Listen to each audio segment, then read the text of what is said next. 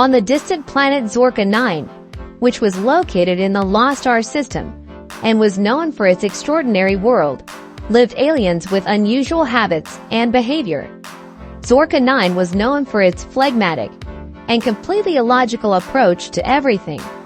The locals, the Zorkans, were known for preferring to spend their time dancing, doing giant puzzles, and taking incredibly long smoke breaks with tea ceremonies instead of studying complex sciences. The Zorkans were almost infinitely kind and benevolent, but treated every situation with complete indifference. Building spaceships, for example, they considered undoubtedly important, but they did it with the feeling that they were building a house for butterflies. One day a signal sounded at the Central Galactic Station. It was a signal from Earth, a planet they had previously tried to observe, but had never dared to visit until now. Earth, it turned out, had invited the aliens for space tourism and offered them unique resorts on the surface of their planet.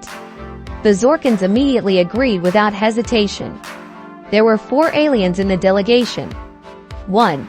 Yusakrek, senior science advisor for exotic planets, always carried a notebook with him and wrote mixed theories about reality in it. 2. Ifaru, new technology enthusiast, never understood how things worked, but always believed that everything could be customized with a reset button. 3. Tiku is a philosopher and nature lover. He claimed that the entire universe is made up of vegetation, and that all issues are solved through meditation. 4. Laka, an engineer who believed that every planet should have its own refrigerator where fruits and vegetables could be stored in perfect conditions. They left their home planet in a ship that looked more like a giant water slide than a space vessel.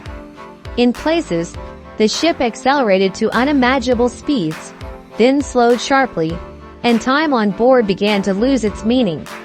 All of this was a harbinger of the incredible events that awaited them on Earth.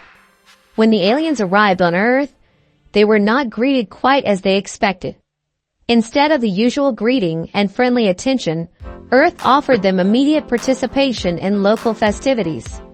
The ship landed in the central square of some town, and immediately the bustle began.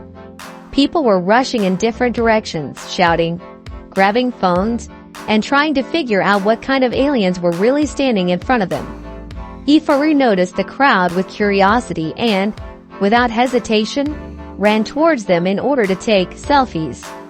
She had always assumed, of course, that all the locals were super intelligent beings, just a little off balance from their own perfection. "Hi, are you aliens too?" yelled one of the Earthlings upon seeing the strange creatures. The aliens didn't know what to answer. Seeing the panic and unusual behavior of the humans, they decided that it must be a tradition, and all Earth beings behave this way on holidays. So it's part of their culture, they thought. After meeting the locals, the aliens went looking for something simpler. Familiar objects such as space burgers and hyper potatoes did not exist here, and they decided to try local food. Tiku suggested going to the first fast food place they saw. The manager of the place, not expecting to see 4 creatures with features he didn't understand, tried to be friendly. "Hello, what would you like to order?" He smiled, expecting it to be some sort of promotion. "Burgers and fries?" pronounced Laka, trying to make out the strange symbols on the menu. Yes, of course," replied the manager, deciding it was a joke. The aliens ordered 10 burgers each. After a few minutes of silent attempts to figure out how to eat it all, they came to a surprising conclusion. Earth's food was strange but delicious. The potatoes became a kind of building material for their miniature spaceships, and they used the burgers to experiment with gravity to see why bread doesn't take off with lots of cheese. Next, the aliens wanted to try the local sport, soccer. They didn't know what the rules were, but that didn't stop them from trying.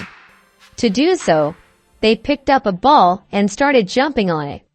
Jusakrak decided that instead of scoring a goal, it would be better to try to be the goalkeeper. However, his suit laden with antennas and sensors made him look like a giant impenetrable wall. and the ball ended up rolling into the goal on its own by inertia. "I win!" Yusakrak announced, not realizing that the match had just begun. The Earth spectators began to laugh, and the local soccer players who had taken part in the game began to toss the aliens into the air, showing off their physical fitness. Soon the aliens began to feel that absolutely everything on Earth was unusual. Everything was strange, but that was the beauty of the planet. On a tour of the Science Museum, they encountered even more absurd objects, such as astronaut suits and hypercomputers with incredibly complex interfaces for them. They tried to study dinosaurs, but they immediately had a question. If dinosaurs were so big and scary, why are there so many of them in pictures, but they seem to have disappeared in real life? So dinosaurs definitely didn't exist? Tiku asked the tour guide, who answered this question as confusingly as if he had been asked to explain quantum physics to someone who couldn't count. The aliens were beginning to get more and more into the local atmosphere. Lapka, pondering a vacation, concluded that his next project should be a restaurant where the aliens would serve exclusively space food, but in plates specially designed for Earth beings. When it was time to leave, the aliens felt a strange sadness. Earth had become really close to them. They no longer saw the locals as dumb monkeys who could attack them at any moment, but saw them as strange like themselves. "If I stayed here, I would definitely open a space food restaurant," Yusakrak said, looking around at the last of his friends among the humans. "Or better yet, a cafe with gravity." Lapka added. At the last moment, leaving Earth, the aliens turned around and saw the Earth continuing its endless dance of absurdity, and decided that they would return again someday. With that decision, their ship soared once again into space, leaving behind a strange planet full of wonders and incredible surprises.